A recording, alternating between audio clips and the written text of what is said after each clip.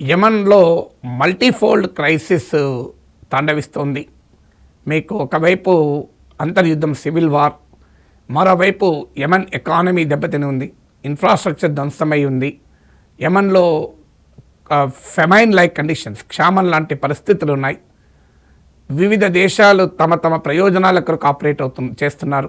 Northern part of యమన్లో హూతీలు అధికారంలో ఉన్నారు.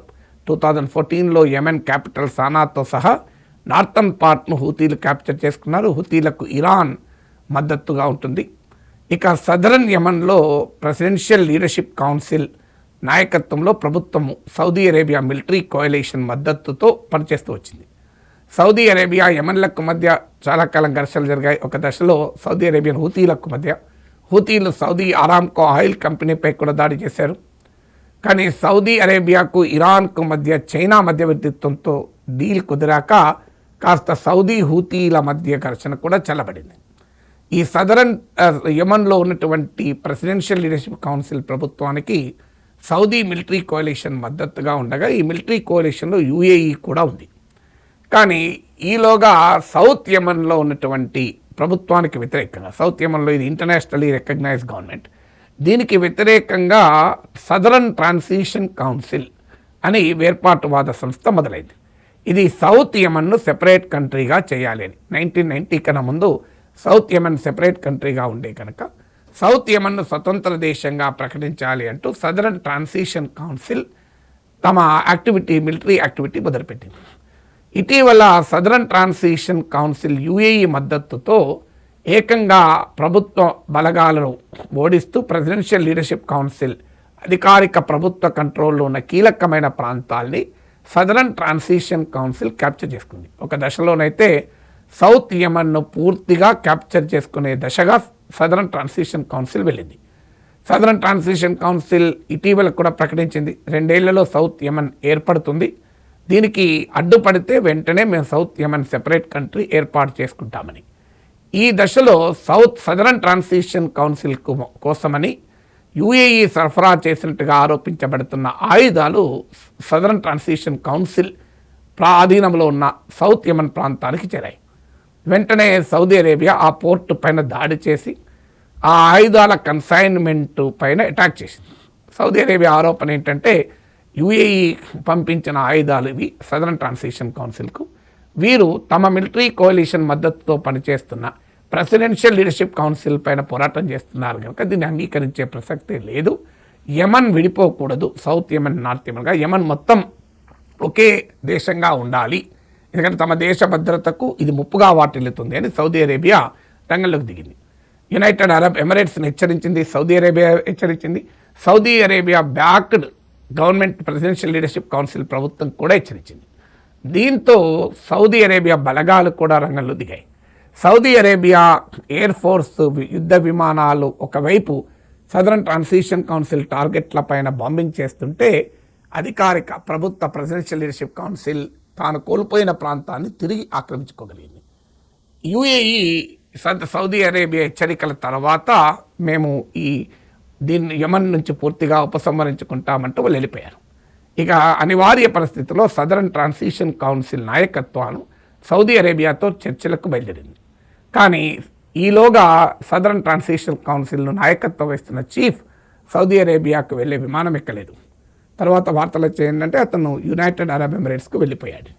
So ఇప్పటికీ కూడా యుఏఈ సదరన్ ట్రాన్సిషన్ కౌన్సిల్కి మద్దతు, సౌదీ అరేబియా ప్రెసిడెన్షియల్ లీడర్షిప్ కౌన్సిల్కి మద్దతు.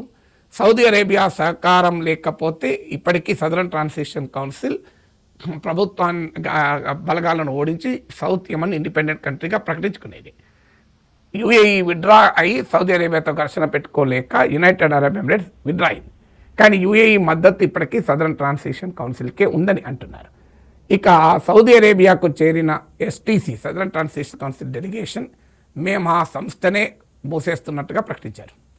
కానీ రియాలిటీ ఏంటంటే సదరన్ ట్రాన్సిషన్ కౌన్సిల్కు చెందిన యుఏఈలో ఉన్నవారు మాత్రం అది నిజం కాదు, మా సంస్థ ఇంకా పనిచేస్తుందని ప్రకటించారు.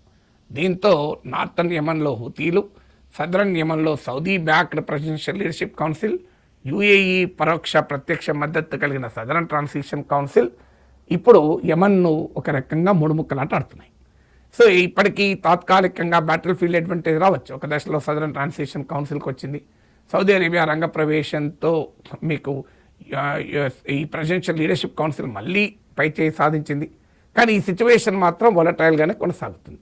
ఎప్పుడైతే తమను యునైటెడ్గా వ్యతిరేకిస్తున్న సౌత్ యమన్లోని శక్తులు Saudi backed presidential leadership council, UAE backed southern transition council వీళ్ళే కొట్టుకునే వరకు హూతీలు సహజంగానే నార్థన్ పార్ట్లో తమ బలాన్ని మరింతగా కన్సాలిడేట్ చేసుకున్నారు. సో ఇలా ఈ సివిల్ వార్ దానికి వెనకాల ఒకవైపు సౌదీ అరేబియా, ఒకవైపు యుఏఈ, మరోవైపు ఇరాన్. సో 3 బలమైనటువంటి రాజ్యాలు యమన్లోని 3 రకాల శక్తులకు మద్దతు ఇవ్వడం వల్ల ఇవాళ యమన్ తీవ్రమైన సంక్షోభాన్ని ఎదుర్కొంటుంది. అంటే ఇంటర్నల్గా హూతీలు, presidential leadership council, southern transition council. హూతీలకి ఇరాన్ మద్దతు, సదరన్ ట్రాన్సిషన్ కౌన్సిల్కి యుఏఈ మద్దతు, ప్రెసిడెన్షియల్ లీడర్షిప్ కౌన్సిల్కు సౌదీ అరేబియా మద్దతు. హూతీలు నార్థన్ యమన్లో స్థావరంగా కలిగి ఉన్నారు. సదరన్ యమన్లో ఆధిపత్యం కొరకు presidential leadership council, southern transition council పోటీ పడుతున్నాయి. ఎవరికి ఫైర్ పవర్ ఎక్కువ ఉన్నప్పుడు వారు కాస్త ఎక్కువ టెరిటరీని క్యాప్చర్ చేసుకుంటున్నారు. అల్టిమేట్గా ఎవరికి ఫైనల్ విజయం అయితే రాలేదు.